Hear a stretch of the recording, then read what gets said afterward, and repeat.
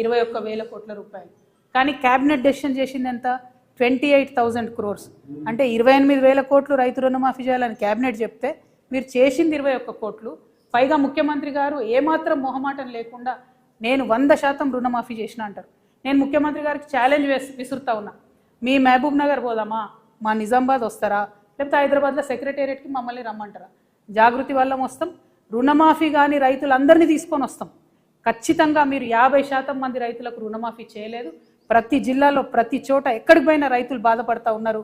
నిజంగా మీకు చిత్తశుద్ధి ఉంటే ఆ ఏదైతే మిగతా 50% మందికి రుణమాఫీ కాలేదో ఈ బడ్జెట్లో పెట్టి రుణమాఫీ చేయండి. ఎగ్గొట్టకండి దయచేసి రైతులకు. రైతన్నలు ఇబ్బందిలో ఉన్నారు. ఇప్పటికే మీరు యూరియా కూడా ఇవ్వలేని పరిస్థితులలో, మేనేజ్ చేయలేని పరిస్థితుల్లో రైతులు ఇబ్బంది పెడుతున్నారు. ఇది కరెక్ట్ కాదు. ముఖ్యమంత్రి గారు నిజాలు చెప్పండి ఇప్పటికన్నా అని చెప్పి మేము వారికి హెచ్చరిక చేస్తూ ఉన్నాం. అదేవిధంగా విద్యార్థులకు సంబంధించి ఫీ రియంబర్స్మెంట్ 11,000 కోట్లు బకాయిలు ఉన్నాయి. నేను పదే పదే చెప్తూ వచ్చు, ఈ ఫీ రియంబర్స్మెంట్ డబ్బులు ఇవ్వకపోతే అందరికన్నా ఎక్కువ బాధపడేది మా ఆడబిడ్డలు. ఆడపిల్లలు చదువు అనిపించి ఇంట్లో కూర్చోబెడతారు. కాబట్టి రిక్వెస్ట్ చేస్తూ ఉన్నాం, మేము రాష్ట్ర ప్రభుత్వాన్ని డిమాండ్ చేస్తూ ఉన్నాం, 11,000 కోట్లు వన్ టైం మీరు ఫీ రియంబర్స్మెంట్ ఇవ్వండి. ఇచ్చి తర్వాత మంత్లీ ఇస్తారా, క్వార్టర్లీ ఇస్తారా, ఒక క్యాలెండర్ ఇవ్వండి. కానీ ఇవ్వండి, ఇబ్బంది అవుతుంది విద్యార్థులకు. చిన్న విద్యా సంస్థలు మూతపడిపోతున్న పరిస్థితి ఉంది. కాబట్టి 11,000 కోట్లు ఫీ రియంబర్స్మెంట్ ఇవ్వాలని చెప్పి నేను డిమాండ్ చేస్తూ ఉన్నా. ఈ ఆర్టీసీ కార్మికులకు సంబంధించి నిన్న మళ్ళీ ముఖ్యమంత్రి గారు అబద్ధం చెప్పారు, 50,000 మంది కార్మికులు ఉన్నారని చెప్పారు. దారుణం ఏంటంటే తెలంగాణ రాకముందు 52,000 మంది కార్మికులు ఆర్టీసీలో ఉంటే 10 ఏళ్ళ బీఆర్ఎస్ 2 ఏళ్ళ కాంగ్రెస్ కలిసి ఇప్పుడు అది 32,000 మందికి వచ్చింది. అంటే 20,000 మందిని ఫోర్స్ చేసి ఉద్యోగాలు మాన్పించారు ఆర్టీసీ వాళ్ళను. వీఆర్ఎస్ ఇచ్చిర్రు, రకరకాల ఇబ్బందులు ఇచ్చిర్రు. 10 రూపాయలు టికెట్ కొట్టకపోతే కండక్టర్లు తీసేసినటువంటి పరిస్థితులు చాలా ఉన్నాయి. ఇప్పుడున్నటువంటి పరిస్థితుల్లో మొన్న జగిత్యాల్లో ఒక ఎగ్జాంపుల్ జరిగింది. ఒక బస్సులో 170 మంది ఎక్కిరు ఫ్రీ బస్సు పెట్టిన తర్వాత. వెనుక 2 టైర్లు ఊడిపోయినాయి. దేవుడి దయ వల్ల ఏం పెద్ద ప్రమాదం జరగలేదు. కానీ కండక్టర్ సస్పెండ్ చేస్తారు ఇట్లాంటి ఇన్సిడెంట్స్. ఏం చేస్తాడు కండక్టరు, డ్రైవరు? మీకుండాల చిత్తశుద్ధి. ఆర్టీసీని దయచేసి రాష్ట్ర ప్రభుత్వంలో విలీనం చేయాలి, ఆ ప్రక్రియను ప్రారంభించాలి. ఎట్ ద సేమ్ టైం మీరు ఏదైతే ఎలక్ట్రిక్ బస్సులు పెడతామంటున్నారో ఆలోచన మంచిదే, కానీ ఆ పెట్టే ప్రతి ఎలక్ట్రిక్ బస్సులో మా ఆర్టీసీ అన్ననే డ్రైవర్గా ఉండాలి, ప్రైవేట్ వాళ్ళు ఉండడానికి వీలు లేదు. ఆ విషయాన్ని పాటించకుండా ప్రభుత్వం ఆర్టీసీకి ద్రోహం చేస్తున్నది. కండక్టర్లను, డ్రైవర్లను ప్రైవేట్ వాళ్ళని పెడుతున్నది. అది కరెక్ట్ కాదు. ఖచ్చితంగా ఆర్టీసీని విలీనం చేయాలి, కార్మికుల యొక్క ఉపాధిని కాపాడాలని చెప్పి నేను ముఖ్యమంత్రి గారికి డిమాండ్ చేస్తూ ఆర్టీసీ విలీన ప్రక్రియలను ఇప్పటి బడ్జెట్లో ప్రస్తావించాలని చెప్పి నేను డిమాండ్ చేస్తూ ఉన్నాను. అదేవిధంగా మహిళలకు ఏదైతే 2,500 ఇస్తామన్నారో దానికి సంబంధించి ఇంతవరకు ఊసిలేదు. మా ఆడబిడ్డలకు ఏదైతే స్కూటీ ఇస్తామన్నారో దానికి సంబంధించి ఇంతవరకు ఊసిలేదు. అదేవిధంగా మన తులం బంగారం ఏదైతే ఆడబిడ్డలకు ఇస్తామన్నారో దానికి సంబంధించి ఊసిలేదు.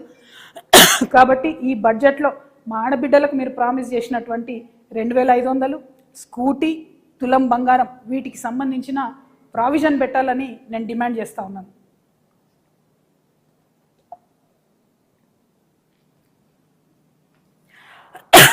అదేవిధంగా చాలా కీలకమైన అంశం, మన తెలంగాణ భవిష్యత్తుకు సంబంధించినటువంటి అంశం.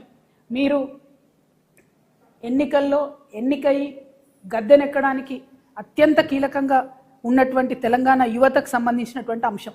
మీరు ఎన్ని ఉద్యోగాలు ఇస్తామన్నారు? మొదటి సంవత్సరంలో 2 లక్షలు ఇస్తామన్నారు. ఇప్పటి వరకు పాత ప్రభుత్వం ఇచ్చినటువంటి ఉద్యోగాలకే మీరు పత్రాలు ఇచ్చుకుంటూ తిరుగుతున్నారు. మీరు స్వతహాగా ఇచ్చినవి కేవలం 11,000 ఉద్యోగాలు. అంటే ఇంకా 1,89,000 ఉద్యోగాలు మీరు ఇవ్వాల్సి ఉంది, అది బాకీ ఉంది. ఈ బడ్జెట్లో నేను డిమాండ్ చేస్తూ ఉన్నాను, 1,89,000 ఉద్యోగాలకు సంబంధించి వాళ్ళని తీసుకుంటే ఎన్ని జీతాలు ఇవ్వాల్సి వస్తాయో ఆ అమౌంట్ని మీరు ఈ బడ్జెట్లో పెట్టండి. మీ యొక్క చిత్తశుద్ధిని నిరూపించుకోండి. జాబ్ క్యాలెండర్ ఇవ్వండి. ఏ నెలలో ఏ పరీక్ష పెడతారో పిల్లలకు క్లారిటీ ఇవ్వండి. ఇబ్బంది పడతా ఉన్నారు, ఆత్మహత్యలు చేసుకుంటా ఉన్నారు, కోట్లకు పోయి కేసులు వేసి కొట్లాడుతూ ఉన్నారు.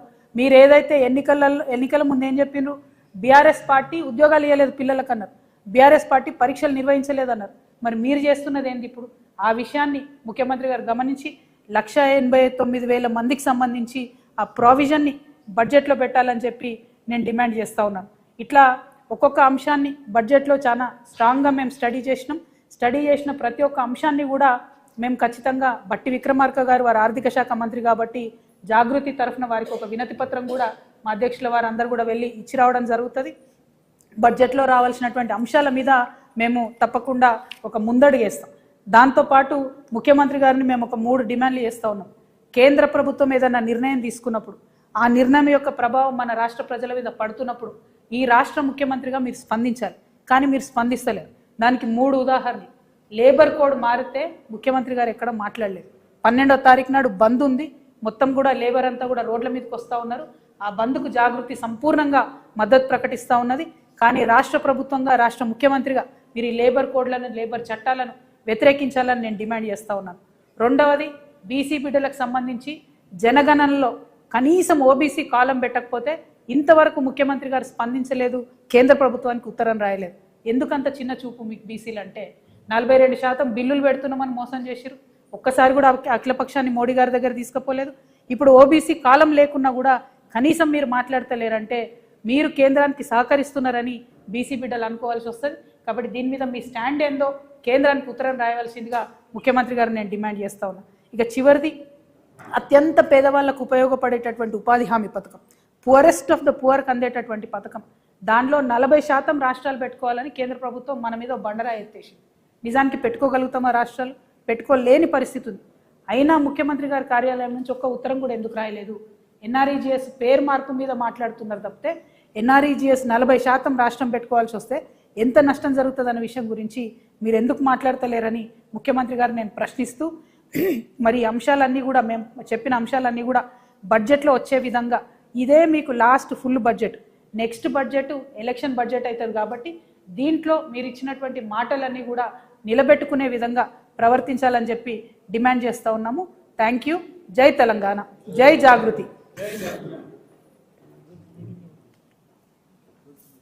మీటింగ్ ఏమక్కర్లేదు, మనం ఆల్రెడీ అనౌన్స్ చేసినాం కదా, మళ్ళీ చెప్పాలా? 12వ తారీఖు నాడు చెప్పిన 12వ తారీఖు నాడు ఒక పక్క లేబర్ కోడ్కి సంబంధించి అందరూ ప్రొటెస్ట్ చేస్తూ ఉన్నారు. దానికి జాగృతి పక్షాన కూడా మేము ఆ ర్యాలీలలో హాజరవుతాం, అన్ని చోట్లకు కూడా వెళ్తాం. కాకపోతే అదే రోజు మేము ఉద్యమకారులకు సంబంధించి ఆత్మగౌరవ సభ పెట్టుకోవడం జరిగింది ఆర్టీసీ కళ్యాణ మండపంలో. దానికి మొత్తం రాష్ట్ర వ్యాప్తంగా కూడా తెలంగాణ ఉద్యమకారులందరూ కూడా తరలి రావాలని కూడా కోరుతూ ఉన్నాము. చాలామంది ఇప్పటికీ అనేక సంఘాల వాళ్ళు మమ్మల్ని కలిసి మేము వస్తాం, పార్టిసిపేట్ చేస్తామని చెప్పినారు. వాళ్ళందరూ కూడా స్వాగతం పలుకుతూ ఉన్నాం. ఉద్యమకారుల ఆత్మగౌరవాన్ని నిలబెట్టే విధంగా మనందరం కలిసి ఉమ్మడి కార్యాచరణ తీసుకోవాల్సినటువంటి అవసరం ఉంది. కాబట్టి ఆ సభను విజయవంతం చేయవలసిందిగా నేను విజ్ఞప్తి చేస్తూ ఉన్నాను. Thank you. జై తెలంగాణ. क्या है?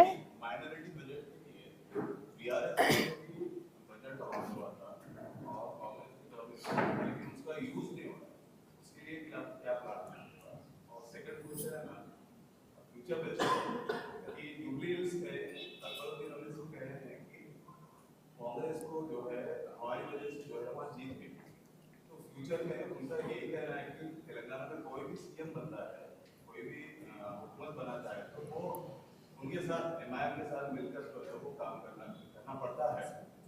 इन फ्यूचर आप जब इक़्तिदार में आएंगे तो क्या आप अलायंस करेंगे? देखिए, बहुत अच्छा सवाल पूछे आप। माइनॉरिटी का बजट बीआरएस में भी जो आया वो भी पूरा खर्च नहीं हुआ।